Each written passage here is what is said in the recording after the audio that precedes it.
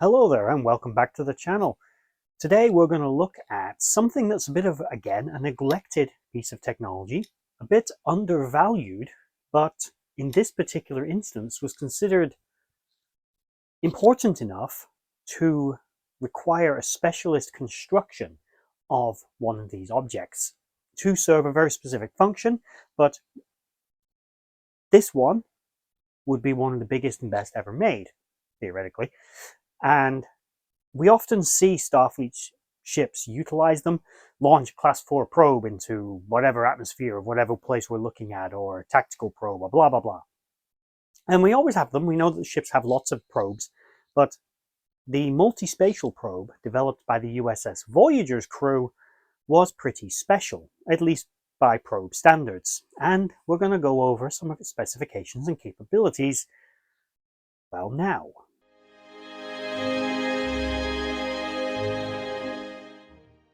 The multi-spatial probe was developed in 2375. The basic idea behind the probe was to sort of take away some of the dangers of running into the unknown. Of course, deep space exploration, you're always going to run into the unknown, but Voyager is in a precarious situation, of course. They're not really there in a mission of exploration. They've got to go through this space to get home, and it'd be nice to know what's coming. They can already scan star charts and other such things. They know planets-ish and stars and stuff coming up, and they've got vague maps of the Delta Quadrant, and they pick things up here and there. That's different. It's what spatial anomalies they're not accounting for, what black holes they've not accounted for, what potentially hostile alien species they've not accounted for, and that's where the probe comes in. It'll travel at warp, which, although it's never actually stated in dialogue that the thing's warp capable, it must be, because otherwise it wouldn't be able to stay ahead of them, they'd overtake it. So it stays at warp ahead of the ship, and it basically relays telemetry data and astrometric information back to the ship. Nice and simple. But the probe is more complicated than that. It's more than just a scanning piece of equipment. It's one of the most advanced pieces of equipment, partially built even with Borg technology. So it's a very advanced probe. It's quite large as well, more like the size of a shuttle than a standard probe that a ship would launch. On its maiden actual launch, the probe was considered valuable enough because of its advanced sensor suite and its ability to navigate subspace and stuff, that it was actually encountered by a Malon garbage scow that attempted to steal it. Voyager maneuvered the probe away from the Malon and got it stuck in the atmosphere of a gas giant. The Malon and Voyager then both expended great resources and efforts to try to recover the probe that was stuck in one of the gas layers. This actually prompted Voyager to build yet another state-of-the-art and advanced piece of technology, the Delta Flyer. The Malon would build a similar craft, but the Flyer was a better one. It got the probe. And later that year, the probe would be used to save the Doctor, Tuvok, and Paris, who become trapped in a subspace sinkhole. The unique features of the multispatial probe's ability to navigate subspace and sort of scan it very effectively made it the perfect object to boost the transporter system to get them out.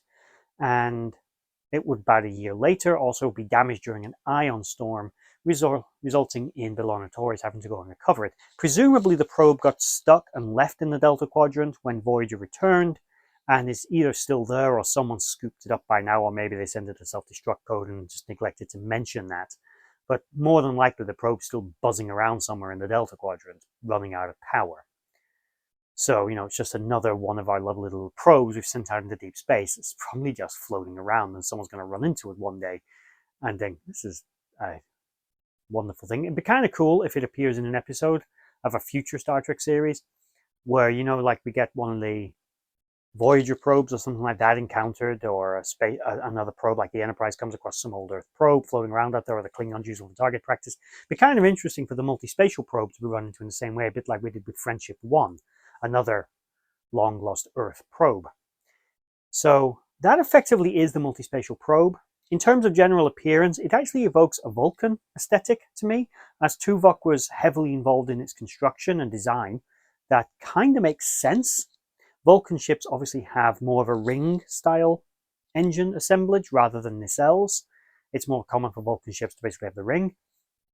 And the multispatial probe has two almost full rings around it, basically an almost full ring around it with sort of two semicircular pods, which I presume are the engines. I don't know for a fact, but I presume that they are or at least have something to do with its navigation, but it would make sense that they are the engines.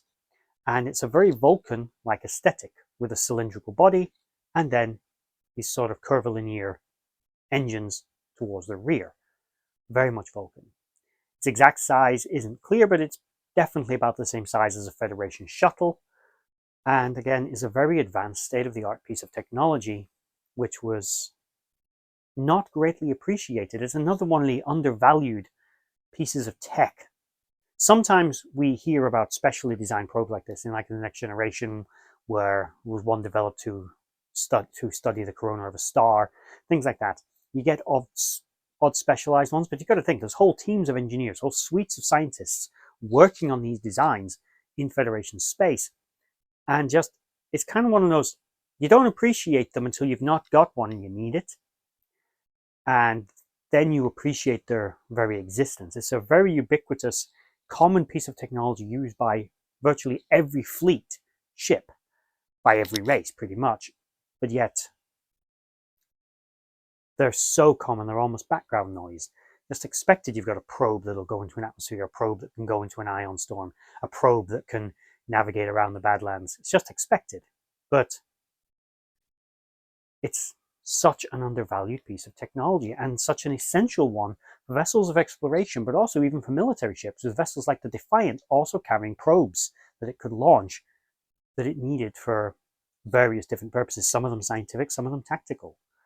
So there we have the multi-spatial probe, just something I wanted to cover as a quick little video. Please like, share, and subscribe if you made it all the way to the end of this video. And if you did like it, there is a full playlist of many other Star Trek related episodes on my channel. Thank you for watching. Bye-bye.